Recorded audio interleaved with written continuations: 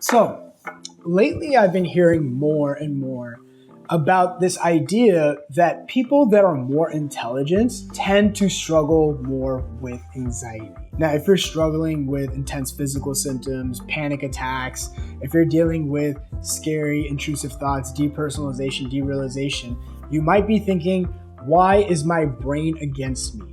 Why am I struggling with my own intelligence? Can't I just live life like any normal person? Just enjoy myself? Now, the truth is that there is a correlation between intelligence and people struggling with anxiety.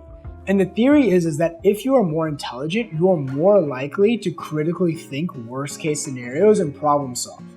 What ends up happening is that this becomes a problem in itself. So I want to describe this a little bit more because I actually don't think it's the intelligence that's the issue. It's not the fact that you're too smart that's creating the suffering, or that you're just too intellectual per se. And to highlight this, I want to give you an example. I have a buddy that I went to grab dinner with recently, and he's just an overall very relaxed, chill guy. If I say, hey man, let's go here, he's always down. If I have to cancel for whatever reason or anything like that, he's chill too. It almost seems like no matter what we do, he's always chill. We ended up grabbing dinner, and he was asking me a little bit more about the work that I do and my own anxiety struggling days. And he was trying to understand. And he was basically saying, hey, Shaan, I don't really understand how people struggle with anxiety. And I told him, hey, man, that must be nice. Good for you. It's something that's happening more and more. And he basically was saying in a very curious way, yeah, I want to understand more. So like, what exactly happens? And I basically described that, people that are struggling with anxiety, it can show up in physical symptoms, it can show up as panic attacks, and these people keep going to their doctors, and their doctors are saying, hey, it's fine, there's nothing wrong. They go to therapists and they will be given coping crutches or breathing techniques and all these things, and they don't really find any relief long term. And they're always trying to do something to make the symptoms go away, and then that becomes a compulsion. And he basically looked at me and he says, yeah, I don't understand that. Wouldn't that just make things worse? And I said, yeah, that's exactly what happens. And he says, well, then why do people do it? And it made a lot of sense because I realized this guy's such a simple guy, and yet something that was so difficult for me to understand in my own recovery journey, it was so intuitive for him. This idea that if you just don't fight it, it'll be fine. It's the fighting that's creating more problems. It's the resisting, it's the stressing about it that causes more problems. And then I realized one of the reasons that made me fall into the cycle is because I've always been a very intellectual person. I have been very good at solving things by thinking things through. Now, this person, he's a smart guy, but he's also a very simple dude. And he was able to see things that I wasn't able to see. This person will never fall into the cycle ever. A lot of anxiety sufferers don't have an issue of overthinking or thinking too much. The issue is that they rely on a certain strength to solve every problem for themselves. Here's what I mean. When we tend to be good at something, we tend to try to solve every problem with what we're good at. Now, here's the interesting thing. That works for a lot of things.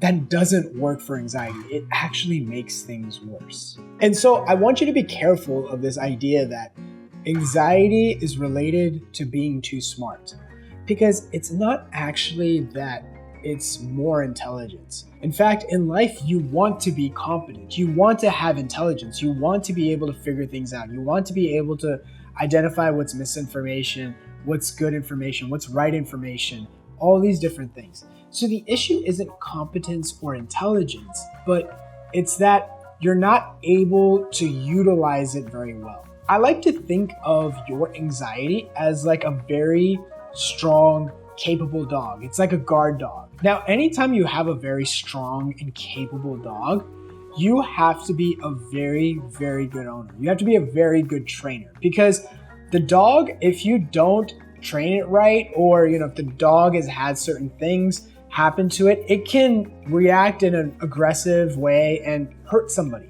The issue isn't that it's the dog. The issue is that can you control the dog? Can you train the dog? Now, when you're dealing with more intelligence, when you're a smarter person, you have to be even better owner. It's recognizing that your mind works for you, right? Your intelligence works for you. Your anxiety works for you. And if your anxiety is against you and it's creating all these problems, it's not that you're too smart. The issue is that fundamentally you're a bad manager. And when I realized this in my own recovery journey, it was very confronting. It made me feel more accountable. It was making me realize that I wasn't good at controlling my own mind. And if you're somebody that is very capable, very competent, very intelligent, you have to recognize that if you do not control your mind, and what I mean control is learning the mechanics of your mind, understanding things like you are not your thoughts. If you're not able to do those things, if you're not able to decipher those things, well, then anxiety will turn against you. Your own intelligence will turn against you. Intelligence is almost like, it's like a knife. It dissects things. It tries to figure things out. Now you are the handle. People that are very intelligent, they have a very sharp mind. They have a very sharp knife. The problem is, how are you controlling the knife? It's the hand. And if you're not able to control your intelligence, well, then you'll end up hurting yourself. You'll end up cutting yourself. You'll end up stabbing yourself. The fact that you are intelligent, that you are smarter, that in itself is such a wonderful quality, right? We've evolved for millions of years to get to this point of intelligence. And you're there. You might even be on the cusp of evolution in terms of being even smarter. And it's kind of the same thing with a lot of other things. We have more information now on our phones and through the internet than we've ever had in the history of mankind. Do you actually think we're smarter?